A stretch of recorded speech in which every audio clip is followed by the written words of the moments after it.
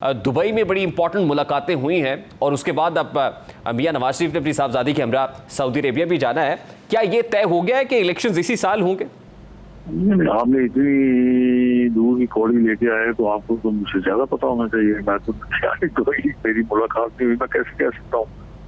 और जहाँ तक आपने ये बात की है, सियासी बंदे मुलाकातें करते हैं, सियासत तो उनमें डिस्कस होती है। मियां नवाज शरीफ साहब एक सियासी जमात के रूह रवा है, तो लाजिमी बात है वो अपनी सियासी जमात की बातें तो करेंगे। और सियासत जो आने वाला वक्त है वो तो आपको पता ही है, सियासी सरगर्मियां शुरू हो जाएंगी।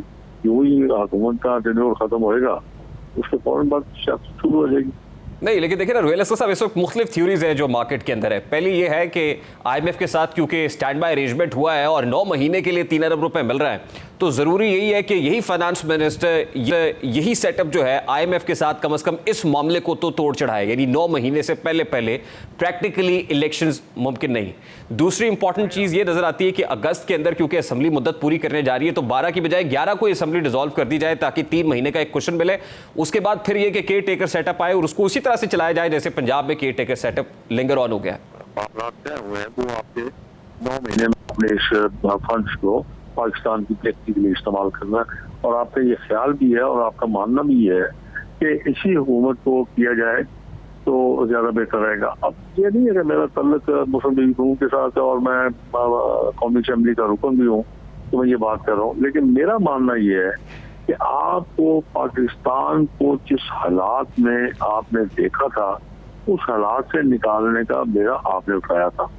और आज जो एक बेहतरी की उम्मीद नजर आ रही है या अच्छाई की उम्मीद नजर आ रही है, तो उसमें आप दरमियान में तो नहीं छोड़ सकते ना। अब आपकी जो आएगी केयर टेकर गवर्नमेंट आएगी, अब उनकी क्या सोच है, कैसे वो सोचते हैं, कैसे आगे बढ़ते हैं। नहीं तो रोहेल असगर साहब, इसके लिए क्या होगा फिर? इसका मतलब ये कि जो 12 अगस्त को असेंबली की मुद्दत पूरी हो रही है, ये मुद्दत पूरी होके हुकूमत घर नहीं जाएगी, केयर टेकर सेटअप नहीं आना चाहिए, बल्कि इसी हुकूमत को कंटिन्यू करना चाहिए। उसके लिए क्या होगा कि इस असेंबली की मियाद को बढ़ाया जाना चाहिए? नहीं, उसके लिए आप एक आइन में एक शिक मौजूद है ना जी, जिसमें आप उसको कंटिन्यू कर सकते हैं। उससे अगर आपके कोई किसी किस्म की कोई इमरजेंसी है तो आप उसको कंटिन्यू कर सकते हैं। तो मेरा तो ख्याल ये है कि जब आपके अच्छाई के दिन शुरू हुए हैं और पाकिस्तान के अवाम को खुशखबरी मिलनी शुरू हुई है, अब देखें ना इस छोटे से वाक़े के बाद आपने डॉलर की आज क्या कीमत है, सोने की क्या कीमत है, और सबसे बड़ी बात यह है कि आपका इंडेक्स कहाँ पे चला गया। तो ये चीजें होती हैं जो आने वाले वक्त का एक आपको पैगाम देती है। आप ये समझते हैं कि मुल्क इस वक्त इलेक्शंस का मुतामिल नहीं हो सकता? मतलब आप, मैं वही तो कह रहा हूँ कि इलेक्शन से क्या होगा, यही जमातें आएंगी ना, इनमें से कोई सियासी जमात आ जाएगी, पॉलिसी तो फर्क नहीं पड़ेगी। लेकिन हाँ, जिनके स्टेक्स हैं, जिनके बहुत बड़े बड़े स्टेक्स हैं, जैसे मतलब IMF का स्टेक है, आपका चाइना का स्टेक है, सऊदी अरब का स्टेक है, तो उसके लिए उनको एक स्टेबिलिटी तो चाहिए ना। नहीं, यानी रोहेल असगर साहब, माजरत के साथ मुल्क के फैसले इंटरनेशनल जो ऑर्गेनाइजेशंस है वो करेंगी, अवाम फैसला नहीं करेगी। जिस अवाम के पास वोट की ताकत है वो वोट कास्ट करके आप करेंगे। होगा क्या कि इनमें से कोई आ जाएगा, लेकिन जो भी होगा अवाम के फैसले से आएगा ना सर, तो अवाम को राय शुमारी का मौका नहीं मिलना चाहिए। आप अपने एक फैसले पे कायम रहे ना। आप एक बात पकड़ते हैं, आप फिर दूसरी बात पकड़ लेते हैं। मैंने आपसे गुजारिश की थी, मैंने एक सादा सा सवाल किया था, क्या जरूरी है, पाकिस्तान के अवाम की बेहतरी जरूरी है या पाकिस्तान की मजबूती जरूरी है? तो पाकिस्तान की मजबूती के लिए इलेक्शन जरूरी नहीं है, आप ये कह रहे हैं?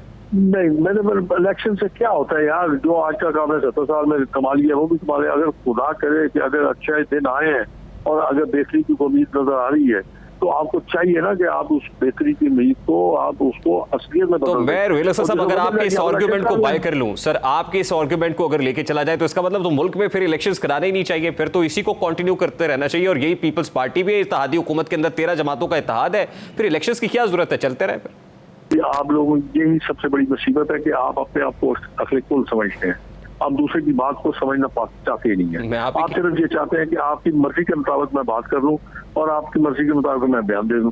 ये मेरी अपनी एक जाती राय है, मेरी राय के साथ मेरी सियासी जमात का या किसी और सियासी जमात का कोई ताल्लुक नहीं है। ये तो मैं आपको आज खुद कह रहा हूँ, जो हालात आपने 3.5 साल में पैदा किए थे उन हालात को सामने रख के मैं बात कर रहा हूँ। आपके साथ कोई दुनिया का कोई मुल्क आप पे इत्मीनान करने को तैयार नहीं था। इवन IMF का आपने इत्मीनान तोड़ दिया था, जिसकी वजह से आपको ये दिन देखना पड़ा। आपने अपनी इकोनॉमी को तबाह करके रख दिया था, जिसको आपने आहिस्ता आहिस्ता दुरुस्त कर दिया। मैं ये कतई नहीं कह रहा, क्या मैं मेरे अल्फाज में आपको ये कहीं नजर आ रहा है कि मैं ये कह रहा हूँ कि आप इंतखाबात होने ही नहीं चाहिए? मैं तो सिर्फ ये कह रहा हूँ कि आपको पाकिस्तान के हालात को दुरुस्त करना चाहिए।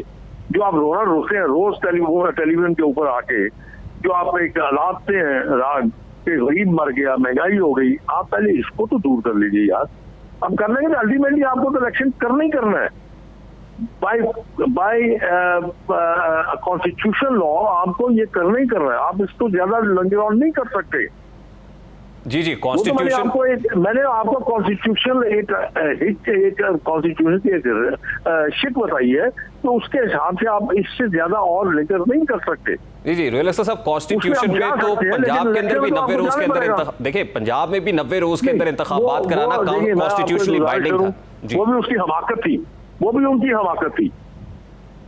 आप ये कैसे समझते हैं कि 2 सूबों में आप इलेक्शन करवा दें और 2 सूबे इलेक्शन नहीं करवा रहे? और जब आपकी कल को किसी और की हुकूमत हो ऊपर, तो वो कभी भी नहीं मानेंगे कि आपने धांधली नहीं की। देखिए उसके लिए तो कंट्रोवर्शियल हो जाएंगे। देखिए उसके लिए तो सुप्रीम कोर्ट ऑफ पाकिस्तान का एक फैसला भी था। सुप्रीम कोर्ट खुदा के मानो यार, अब मुझे क्यों अंदर करना है? सुप्रीम कोर्ट जो फैसले कर रही है मुझे पता। अच्छा, मुझे ये बताए कि अगस्त में जब 12 अगस्त को असेंबली अपनी मुद्दत पूरी कर रही होगी, तो क्या होगा? उससे पहले कोई आपको लगता है कि वो आईनी तरमीम आ जाएगी कॉन्स्टिट्यूशनली, जो मुद्दत बढ़ाने वाला आज क्या तारीख है? जी, अब ये तो जुलाई चल रहा है ना सर। तो बस ठीक है, थोड़ा सब्र कर लेना, आपको पता चल जाएगा। इतना जल्दी अपना आप 12 अगस्त तक क्यों पहुंच गए? अभी बड़े देर है यार, देखें। नहीं, आप बड़े वेल इन्फॉर्म्ड है सर, बड़े वेल इन्फॉर्म्ड है। आपकी इत्तला मैंने तो आपको कहा है, मैंने तो आपको किया है कि आप इतनी जल्दी में क्यों है? थोड़ा सब्र कर लीजिए। अगर सब्र करेंगे तो बड़ा अच्छे नतीजे आपको नजर आएंगे। तो इतना कौन सा दूर है यार, 1 महीना रह गया, आप देखते जाएं। बिल्कुल ठीक बात है। बॉटम लाइन ये हुई सर कि अगले साल से पहले, यानी अगले बरस मार्च से पहले इंतखाबात प्रैक्टिकली पॉसिबल नहीं है आपके नजदीक, अगर आपकी इस राय को मान लिया जाए। आपके मुंह में घी शक्कर। क्या वैसे डर क्या है नून लीग को इलेक्शन से सर? ये तो आप बयान दे रहे हैं ना। नहीं, मैं तो आपके आर्गुमेंट की बात कर। मैंने बिल्कुल ये तो मैंने पूरी आपके पास रिकॉर्डिंग, अगर आपके पास न्यूज़ निकाल के देख लीजिए, मैंने कहीं एक दफा भी कहा हो। अच्छा, मुझे सर ये बताएं, नहीं इलेक्शंस होने चाहिए आपने बिल्कुल कहा है, लेकिन आप ये कह रहे हैं अभी नहीं होने चाहिए। आपकी इत्तेहादी है पाकिस्तान पीपल्स पार्टी। मैंने ये भी नहीं कहा, मैंने तो ये कहा है कि आप हालात को देख लीजिए। अगर हालात दुरुस्त करके पाकिस्तान बेहतरी की तरफ जा रहा है, अगर पाकिस्तान के अवाम की बेहतरी होती है तो कोई मजाक नहीं यार। ठीक।